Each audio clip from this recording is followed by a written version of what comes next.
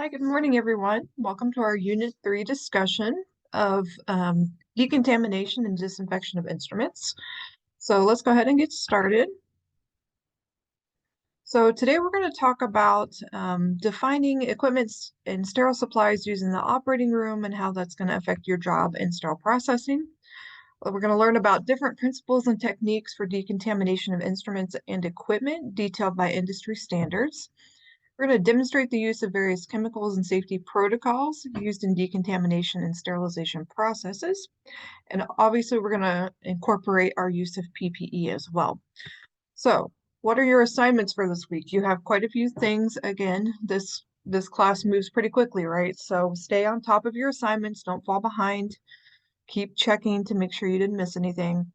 So as always, you're going to have your unit discussion. This week, you're going to have another podcast that you'll listen to and discuss how to kill a virus. Those podcasts are really informative, so I hope you enjoy them. Now, I had a couple students ask me about like time management, stuff like that. How can we, there's a lot of things you have to do. How can you maybe do things to make your life a little bit easier as you go through this? One thing I would recommend if you're doing these podcasts, you can listen to them, put them on your phone or computer or whatever, and then maybe get some other stuff done around your house or do it while you're listening to it while you're driving and stay safe, obviously. But, try to make the best use of your time while you're doing these types of things. So that's one that you could easily kind of multitask. Some of these, if you're writing and stuff, it's a little harder, but that one you could. Notice these workbook assignments do carry a lot of points to them because, it's a point per question. You do not have to do the practice quizzes at the end. It's the practice questions, the exercises, okay? And make sure, and I know I made an announcement in the course, but make sure you're submitting those in a file that I can open. My computer will not let me open HEIC files, so they're easily convertible to a JPEG or a PDF or even Microsoft Word. So if you have already submitted those in like your week 1 and 2 posts of these workbook pictures that you've uploaded, if you could go back and resubmit those in one of those files, I'd appreciate it. That way I can grade it. Okay. This one right here, this decontamination video, it's very quick. It really doesn't take a whole lot of time. Just set your video up near your kitchen, or if you have to use your bathroom sink, whatever, and follow those instructions on how to decontaminate those instruments that you should have at your house, and make sure that you kind of discuss what it is that you're doing. Because this video is weighted in a different category than like your discussion or workbook. So if you get a 0 just for this video, just even though it looks like only 25 points, it will drop your grade significantly. I've seen it multiple times. So be careful, make sure you get it done, and submit something for that grade. Otherwise, it will drop you. Okay. If you have any questions about any of those, please reach out. So why is it important for central service techs to know how to handle decontamination items properly? It's really going to be, a good portion of your job. You could separate sterile and decontam, and maybe you only work on one side, but, you need to know how to handle those items that come to you, like this tray that didn't get put back very nicely with, chunks of tissue or gross debris. How do you handle those? How do you decontaminate them properly? How do you prepare and transport those once they've been decontaminated and went through the washer decontaminator? How do you handle them after that for sterile processing? So all of those things we're going to talk about. It's important for you to understand, each of those steps as it goes through, because, even just missing one, what may seem like a minute detail, can affect the entire process and really could cause a lot of time wasted and money wasted, or even patient risk for contamination or infection. So it is very important.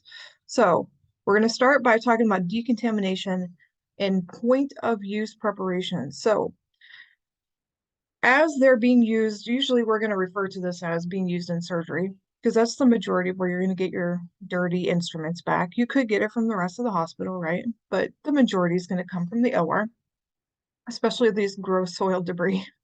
Um, it gets very contaminated, full of body tissue that may get sent back to decontamination to you. So that's where this whole thing starts, essentially.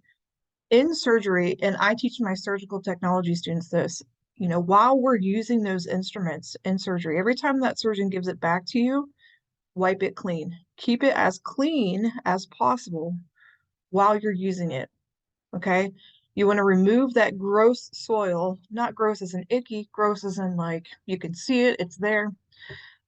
Remove that gross soil as it's being used because it makes it easier to clean later. Okay. Don't let it get built up or get stuck in like the box lock or, the teeth of the instrument. Makes it much harder to effectively clean later. It also will help prevent instrument damage, prevents cross-contamination between clean and dirty, and it keeps others safe. So any gross soil is defined as any body tissue. Maybe we're taking out chunks of bone with a rongeur. Okay, that's gross soil. Any blood that gets put on an instrument is gross soil debris. So sources of contamination include used instruments, equipment, even returned case guards. You're going to have some of this gross soil on, and any other departments will send that to you as well.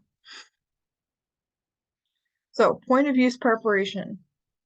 Instrument decontamination begins at point of use. That's what I just mentioned. So even as it's being used, but also at the very end of that surgical procedure, we're going to be wiping instruments down with sterile water, making sure they're as clean as we can get them. Sometimes even facilities will spray it with an enzymatic cleaner before we send it down to decontamination, just to start the process, to make it easier to break down that gross debris. So it prolongs the life of the instrument because metals can get broken down over time by being just grossly contaminated and not cleaned. And this is important. Dried fluids and tissue are more difficult to remove. And you'll see that when you go to do your instrument cleaning in your kitchen for that video. That's why you're going to soak it for a little bit, okay? Tissue and moisture promote biofilm. So if you leave just like moist blood or body tissue on an instrument for a prolonged period of time, it could allow any potential pathogens, bacteria, to make what's called a biofilm, okay? So this here, a biofilm is something that a bacteria can do in a way to preserve itself. So it creates like a sticky surface that it sticks to what maybe the instrument layer, whatever it is, that makes it very difficult for that bacteria to be removed. So we want to try to get to it before it can make that biofilm. Okay. All right, some other guidelines when we're talking about point of use. Just because we're wiping it down, in the case or at the end of the case, does not replace the cleaning process. It still is going to go through decontaminants. It's just going to make it more efficient and easier in the decontamination process. So it's removing that gross soil debris from the instruments. And we're always going to follow IFU. Some, special instruments may have to be wiped down differently than another or placed in a different way. Always separate sharps from non-sharps. Never, ever, and this is preaching to my surge techs for, anybody, never put sharps like in a container free with other non-sharp instruments. You're asking to get stuck, and then you're going to have a lot of other issues. So be careful with sharps. Sharp safety is very important. Make sure they're easily identified. You want to separate any reusable linen. Typically, that's going to be separated and put in a different bag. Sorry, my dog's over here getting a drink. I don't know if you can hear that. Remove disposable items. So let's say it's a disposable trocar. Typically, we don't send those downstairs to be reprocessed. A lot of those things are non-reprocessable. We'll place those in a biohazard container, usually within the room or somewhere, particular. Open hinged instruments. So our surge tech students, I tell them you can't send, like a hemostat clamped back down to decontam. Okay. even if it wasn't used or used, whatever. Make sure all hinged instruments are opened and not clamped shut because, if it comes back down to you decontam, that's one less thing you have to worry about. Maybe you've got a big thing of instruments you have to do. You don't want to miss it. And then it gets sent through the whole washer sterilizer, and then it's ineffective. You have to do it over again because, within that clamp, you want all of those surface areas open to the sterilization and cleaning process. Okay. Disassemble instruments. If it should be sterilized, disassembled, it has to be cleaned, disassembled. Okay. Heavy instruments on the bottom, light on top. That just kind of common sense, but make it a habit. You don't want to damage any of the delicate, light, small instruments. Keep those on top or separate them completely if possible, because those things cost a lot of money, right? Keep instrument sets together. I can attest that this one is difficult to do. It's easy when you have multiple trays on your back table for surgery. Sometimes there are similar things in each tray. It is hard to keep some of that, together.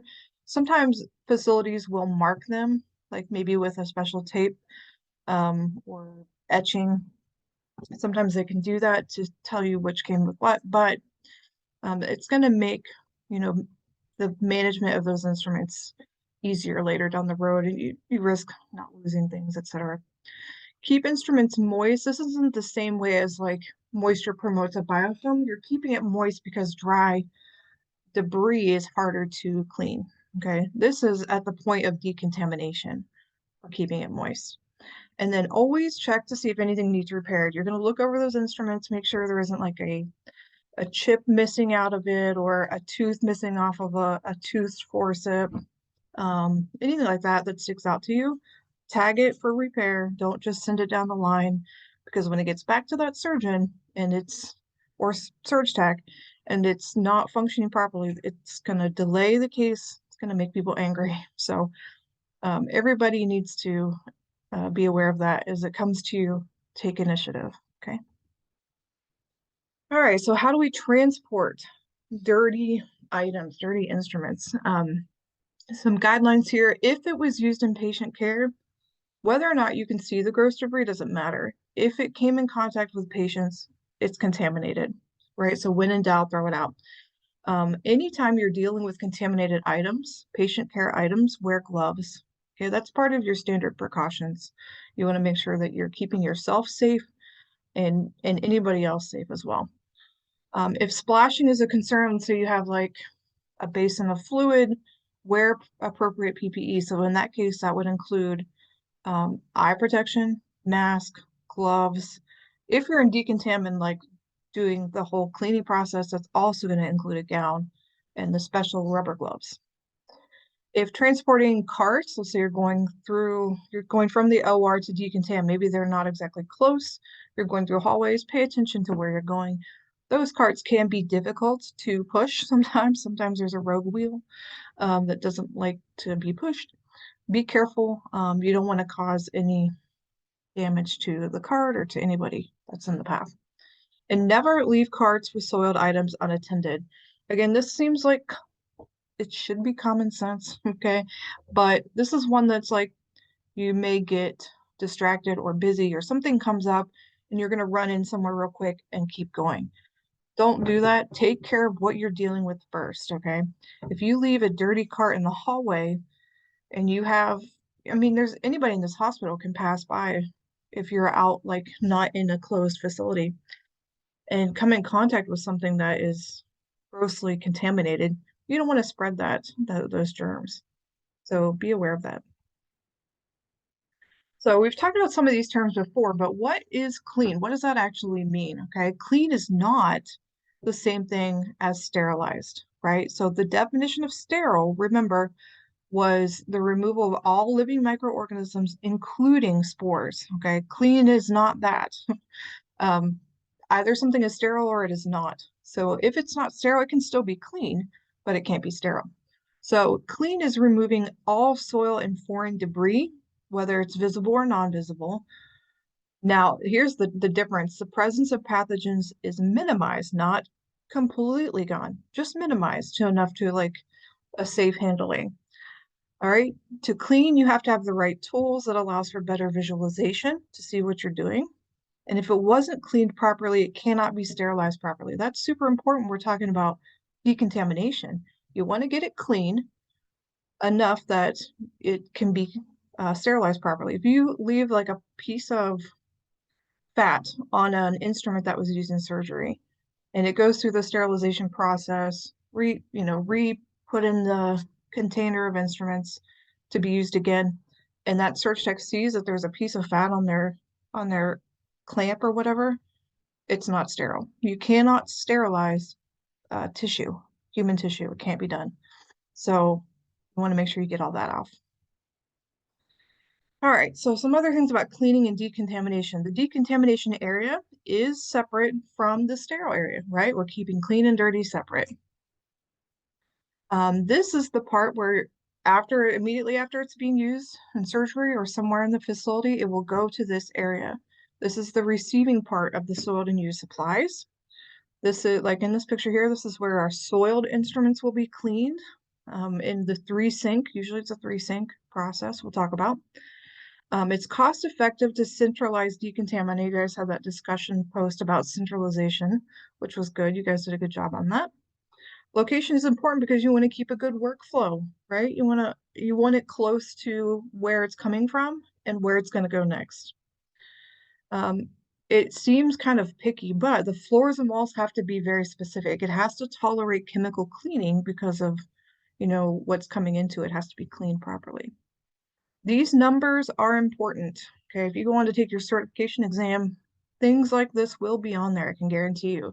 So ventilation, minimum of 10 air exchanges per hour in the room under negative pressure. So you don't want any, like, as the doors open, any of that stuff from inside the room to go out. Okay, that would contaminate outside areas. And then the temperature should be between 60 and 65. That seems kind of cold for some people, but that helps minimize the growth of bacteria. Same with this humidity between 30 and 60, prevents microbial growth. All right, here's our 3-sink arrangement. So you're gonna I know you don't have 3 sinks in your kitchen, or most of you probably do not, but you're gonna at least talk about or try to mock up this 3-sink process in your kitchen video. You can just use a separate basin or just state the fact that this is how you would do 3 sinks, okay? The first sink is a wash sink, then you have an intermediate rinse sink, and then the final is the third. So you're basically going from like dirty to clean, right? So your wash sink is going to have your enzymatic cleaner. Notice there's a temp here. You want it to be kind of warm. This isn't too hot to touch though, 80 to 110 degrees Fahrenheit. And then any of these cleaners, keep checking your IFUs if you forget, because that's not something you want to mess up, okay? And then your intermediate sink has a plain or softened water and assists in removing the debris and the detergent that was in your wash sink. This water has to be changed pretty frequently. It's going to get dirty, right? And then your rinse sink is rinsing off all of this. This should be relatively clean at this point. It's going to prevent redepositing of microbes or any of that minerals maybe from the water. All right, so here's another part of decontamination is an ultrasonic cleaner. Some facilities might call it a sonic or a sonic machine. It's ultrasonic, so that means it's using sound waves. So you put your instruments in here, close the lid with your fluid, and it's basically going to use sound waves and it's going to vibrate all the debris off of it. It's using something called cavitation. This cavitation is a process used by the ultrasonic cleaner that creates low pressure bubbles that burst inward, and as basically as it happens, breaks away the soil from the instrument. So it's kind of cool how they do that. 2 key factors here. All lumens must be filled with fluid because you want that cavitation to happen inside the lumen, inside the hole of like a suction, like a Fraser suction, or the hinged instrument should also be open, like we talked about. Okay, some of our detergents. Here are 4 different types. You have emulsifiers, surfactants, chelating agents, and then, sorry, not 4, 3. I can't read. They work by penetrating and removing soil from instruments. They just are used slightly differently. Emulsifiers bind something together. That's true of even mayonnaise. Okay, mayonnaise have something that binds the oil and water, the egg, that brings it together, because two things that don't normally combine have to have something that combines it. All right. All right, so some cleaning guides. Um, we're talking about pre-cleaning. That's our point of use. That's just another way of saying that. Manual cleaning, you're cleaning by hand. Mechanical would be like your ultrasonic, using some equipment to help clean that off. You see this a lot of times because it's super important. Open your hinged instruments, disassemble all instruments. Lumens have to be flushed and brushed. It's a nice rhyme. And if it's non-immersible, check your IFU. You don't want to immerse it, set it aside. It has to be cleaned separately. Ortho instruments, because of the way that we're like chomping away at bone, require a bristle brush to make sure you get all that off and separate all your delicate instruments. Okay. So again, disinfection is the process to make safe for handling. You're cleaning it in the decontam area. That way you can restring those instruments, re-put them back in the trays as they go for further processing. We use different disinfectants based on something called the Spalding classification system. So that would be these things here: critical, non-critical, or semi-critical items. And here are some examples of what that would be. So if it's a non-critical device, it's coming in contact with patient intact skin. Nothing is going to be cut into, no mucous membranes or blood would be exposed. So the disinfection that it would need is pretty low level.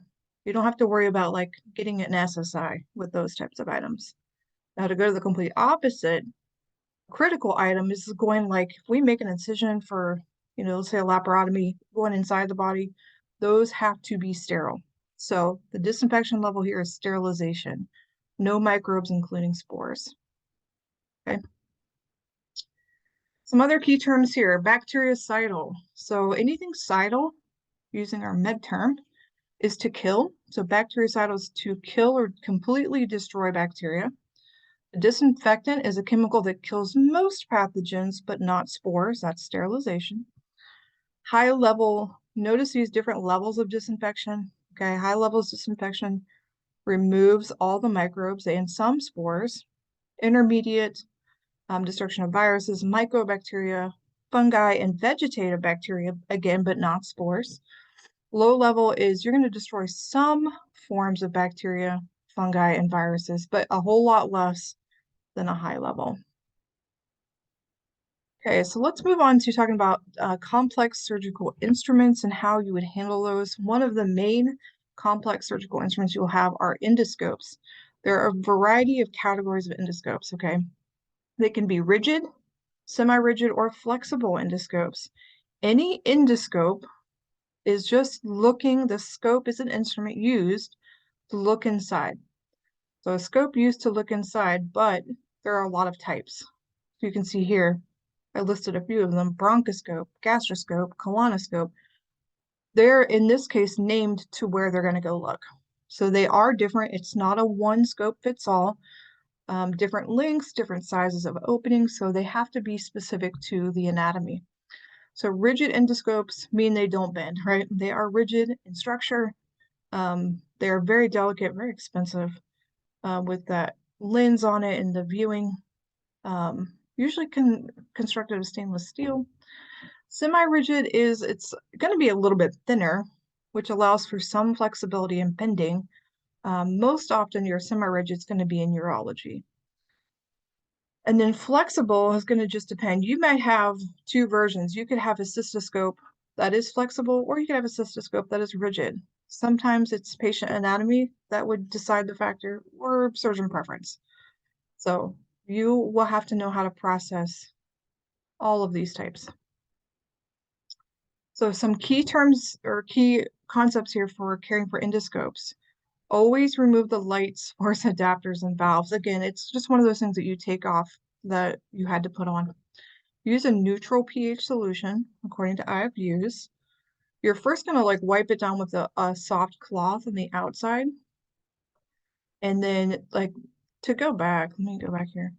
Some of these, like here, it's kind of harder to see, but right here, there are working channels. So you can put in um, like a biopsy forceps or something. You could slide something in that channel that might end up with tissue in it. So you have to clean those ports, those working channels with a special cleaning brush.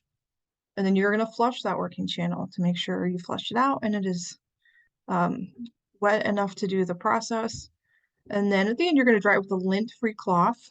And then, like our delicate items, you're never going to put anything on top of scopes. It can damage, the fiber optics or the end of it.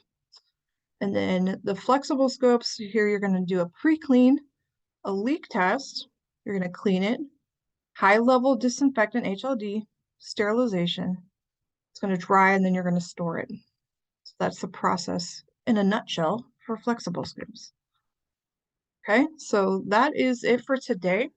That is our Unit 3 conclusion. I put this little quote here: education brings about opportunity and in turn inspiration. So just kind of keep that in mind that you are making an investment into your future. It's going to provide you with a lot of opportunities if you stick with it.